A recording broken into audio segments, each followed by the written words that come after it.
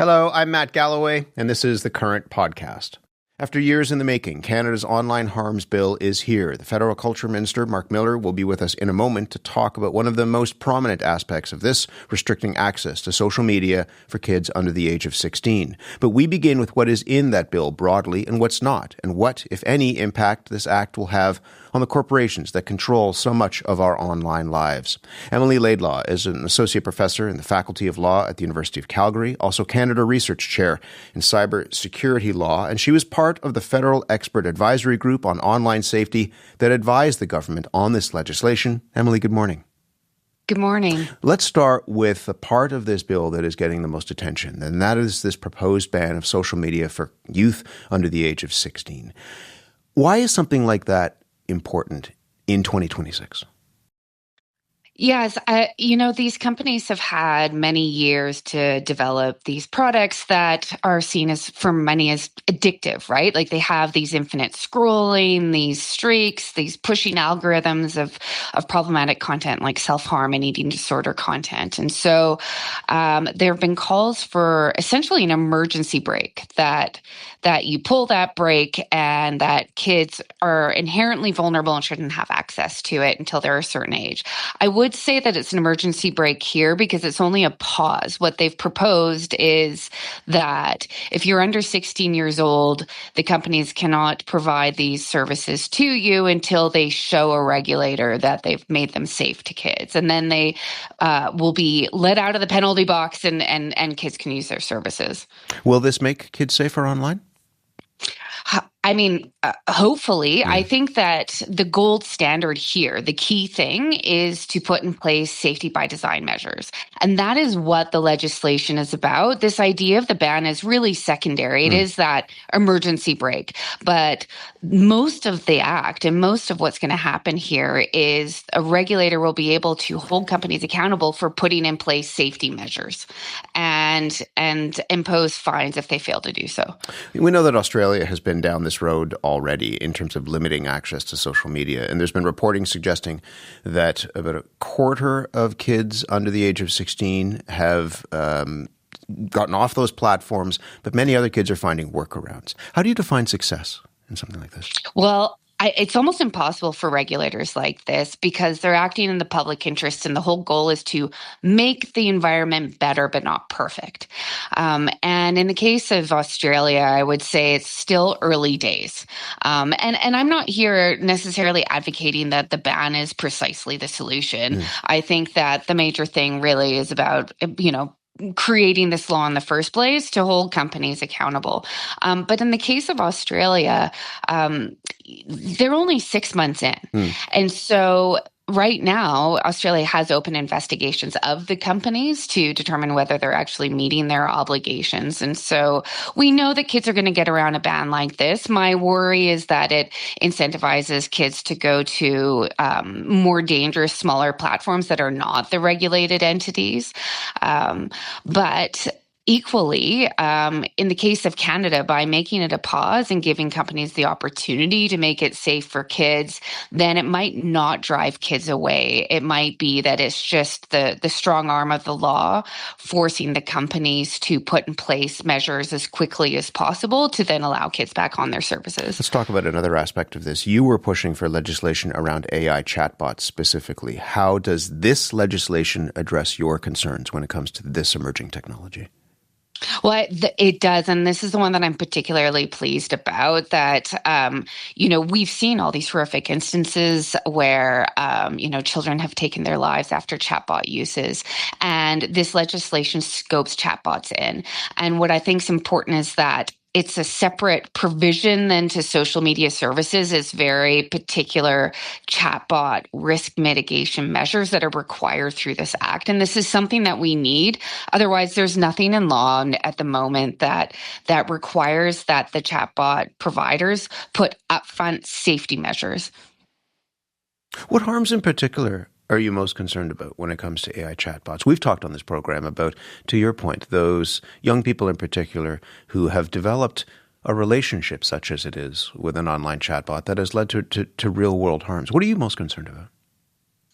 Yeah, well, when it comes to chatbots, I think that it is that companionship, right? And we saw the vulnerability with kids. We saw the tragedy in Tumbler Ridge where um, they're able to explore all of these ideas and provide feedback and almost encouragement from these chatbots. And that the company knew that people at the company raised alarm bells, raised red flags, and then the company said that it didn't meet the threshold to notify police. Well, yeah, that's exactly it. And everyone is rightfully horrified, right? That you have the alarm bells that are raised. It goes to the humans and the humans say, no, I don't think law enforcement needs to be looped in here. So what the bill proposes is it says these companies need to have crisis protocols in place. And the companies also need to be transparent about what precisely their reporting procedures are. The commission will have the power to write guidelines about what that reporting should look like. But it doesn't go so far to say this is exactly the mandatory threshold you should have in place. But it does set out, look, in a few years, we maybe should revisit this. And I actually think that's an appropriate response in these circumstances. What we need to do is set out guidelines, lift the lid. Can I ask you just finally whether you think these companies care what Canada says? I mean, whether it's OpenAI or whether it's Meta, these are some of the largest companies in the world. And Canada has tried dealing with social media companies through legislation before. When it came to the Online News Act, Meta just blocked news here, and it's still blocked. Google says that it's committed to working with Canada's federal government to establish higher safety standards. But do you think these companies care what Canada does or says? Well, Canada is a middle power, and so we're not going to have the weight behind us that the EU has. And I think it's, that the companies can, threaten to leave, and in some cases do and withdraw news, that they wield that power in that way speaks to the reason why we need laws like this in the first place, that they have outsized impact on our society, that they set the rules of the game and our rules of discourse. And it's not government, it's not our society that are doing that. But Canada needs to essentially align with other global players. And that's precisely what this law does. So the gold standard is being set by the EU, Australia, the UK. And this is very much a made in Canada version, but it aligns with their approaches. So our power comes from fitting in within a bigger global structure of platform accountability. Emily, good to talk to you as always. Thank you very much. Yeah, thanks so much. Emily Laidlaw is Associate Professor in the Faculty of Law at the University of Calgary and was part of the Federal Expert Advisory Group on online safety. We'll be right back with more of the current podcast. Mark Miller is the Federal Minister of Canadian Identity and Culture. He's been in charge of this file. He's in our Ottawa studio this morning. Minister, good morning to you. Hi, Matt. How are you? Well, you were asked earlier in the week why this is a priority, and you said, these are your words, kids are dying. Tell me more about that. Well, they are. And you asked earlier on if this will help. And the state of things in Canada is that it can't get much worse. Bullying is skyrocketing online. Self-harm, incidents of self-harm are skyrocketing. People that are suffering bullying incidents online have a 4 times greater preponderance of committing suicide, of ideation, and it's happening in a toxic atmosphere where there's no responsibility, very basic responsibility by platforms to protect kids, to act responsible, and to take down sexually explicit material in a reasonable time frame. And this is skyrocketed around the world, and Canada needs to catch up. And so this law is a good start, a very important start, but it's not the end of the conversation by any stretch of the imagination. You're a father. What about this technology worries you the most? I've watched my kids go through an epidemic that has messed some of them up. It has, and I hate to talk personally like this, but it's hard to dissociate my role as a legislator from my role as a father in this context.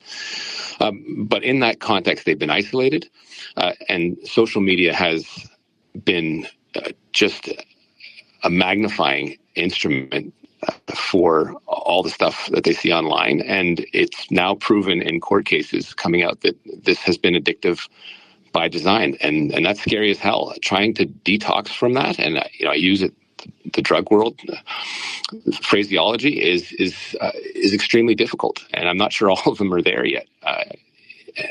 I hope they will be, but it's had an impact on them, and that's for sure. They're very supportive of this moratorium, but also the regulation and making things safe. But they also have different views on it, and I respect them. But the basic point is it scares the hell out of me, both as a parent and as a legislator, and so we have to do something, but also separate that role, because there is a role for the state, the government, the federal government, but also a role for parents in this, and there are some clear distinctions there. If the legislation restricts social media use for minors, Australia has been down this road already with varying degrees of success. I was suggesting that maybe a quarter of young people in Australia thus far, and it's only 6 months in, but a quarter of young people are off those platforms. Other kids are just figuring out workarounds. What makes you think Canada will be different? Well, I think first we have to try, and we haven't tried, and so that's important. The test of success is the efficiency of the law, Matt, but there are plenty of laws out there that aren't particularly effective, sadly. I mean, frankly, why we have court systems in this country is why we've, in this case, proposed a regulator to enforce and make sure that companies live to a very basic minimum standard of responsibility.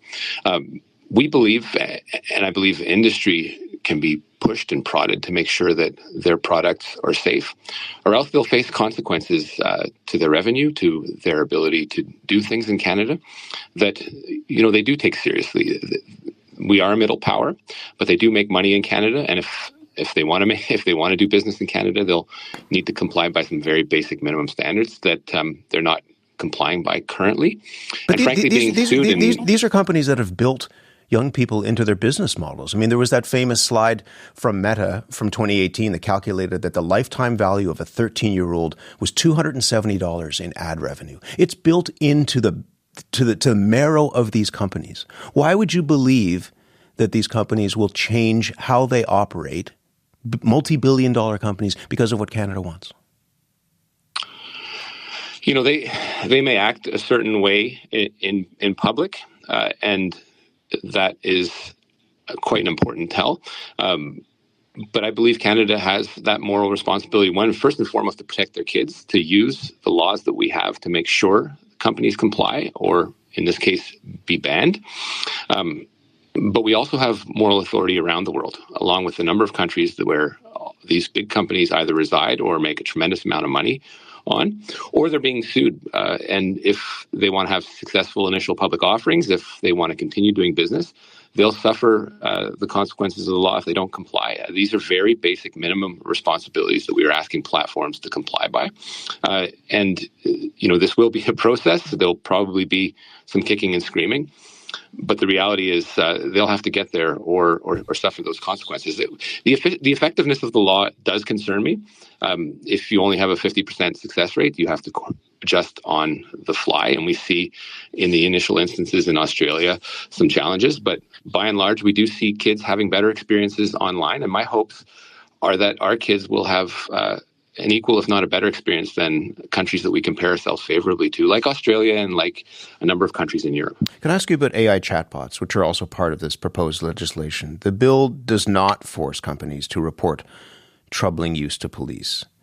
In the wake of the mass shooting at Tumbler Ridge, where the killer used a chatbot, was flagged by OpenAI, but the company didn't take concerns that people on the front lines of that company had to law enforcement because it didn't think it met some sort of threshold. Why not include provisions in the bill that would require companies to engage with authorities so that perhaps something like that could be avoided again in future?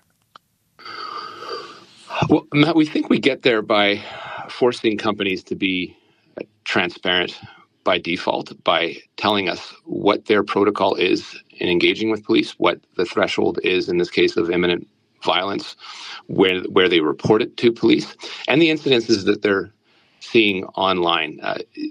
The discussion in and around making sure there is a sort of quasi-criminal standard in reporting to police is one that I'm glad to look at more, to be honest, but we think we get there by forcing companies to be transparent about their interaction with law enforcement and what standards they're using. If you recall, and you mentioned it earlier on, OpenAI had, and most, if not all of these companies do have a protocol with reporting to authorities, but it's not even. They are sometimes making it up on the fly, and sometimes the human element of their compliance departments makes an egregious mistake, as it did in the case of OpenAI. So we think we get there in an important way. But in this society, and this is an important thing to note, if an innocent bystander watches a crime occur, they do not necessarily need to report it. So we need to give a bit of reflection on where that level of responsibility lies, and potentially where companies have that duty. And if legislators feel that this standard needs to change, I'm more than open in entertaining it. But I think we get there in a way that forces company to be transparent about their reporting to police. We just have a bit of time left, just about 90 seconds. And I just want to go back to what you said earlier, which is that in some ways, parts of this technology scare the hell out of you. One of the reasons why parents have been calling for action is because they are also frightened by the world that their kids are growing up and living in right now. Do you believe, in your gut, do you believe the kids will be safer coming out of this? That this will materially make their lives online in the technology that surrounds them every single day, that it will make their lives safer? I did say it can't get much worse, but I do believe this bill will make kids online, their experience safer, just by forcing companies to have products that are safe by design, by pulling an emergency brake and saying if you're under 16, you can't have social media accounts, and making sure that AI chatbots have basic structural designs that make sure that they don't counsel kids to take their own lives or commit self-harm or counsel them to do other violent acts. And how will you measure that success, just finally? Well, you just need to talk to ER doctors and the sense of distress that they feel by normally cool and collected heads. They believe that this will change dramatically what they're seeing coming into the emergency rooms. I do trust the experts. That's why I have an expert panel. They believe this is the right move to make. And if you look, and frankly, in a country that is like ours, that is catching up, you do see kids in other countries that are having better online experience. Do I want the kids to go outside and play sports? We have a huge sports initiative of $750 million that we just invested in. It's the first thing in 20 years. So there are other elements that we need to be able to make sure the federal government is supporting families and getting kids offline. This is really important, and I'm glad to have you here as part of this conversation. Minister, thank you very much. Thank you, Matt. Mark Miller is the Federal Minister of Canadian Identity and Culture. Your thoughts on this, welcome. You can email us, thecurrent@cbc.ca. You've been listening to The Current podcast. My name is Matt Galloway. Thanks for listening. I'll talk to you soon.